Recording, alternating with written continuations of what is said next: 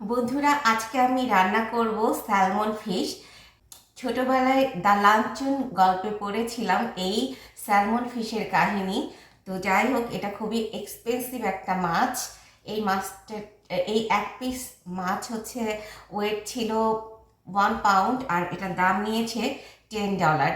এটা আমেরিকাতেও বেশ এক্সপেন্সিভ মাছ। অন্যান্য মাছের তুলনায় এটার দামটা একটু বেশি।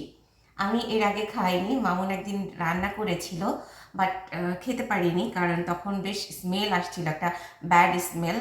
সো আমরা খেতে পারিনি, হয়তো বা ও রান্না করতে পারিনি, ওয়াশের কোনো প্রবলেম ছিল অথবা রান্নাতে কোনো প্রবলেম হয়েছিল।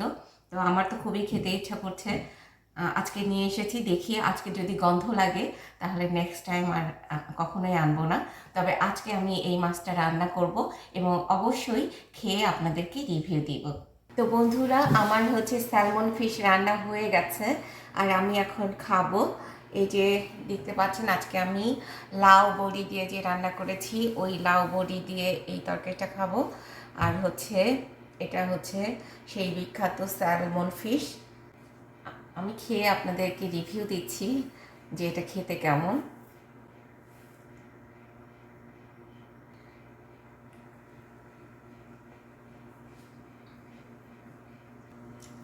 আমার কাছে খেতে মোটামুটি ভালোই লাগছে, আপনারাও ট্রাই করে দেখতে পারেন। তবে আগের বারে যে গন্ধটা লেগেছিল, এবার কিন্তু গন্ধটা লাগছে না।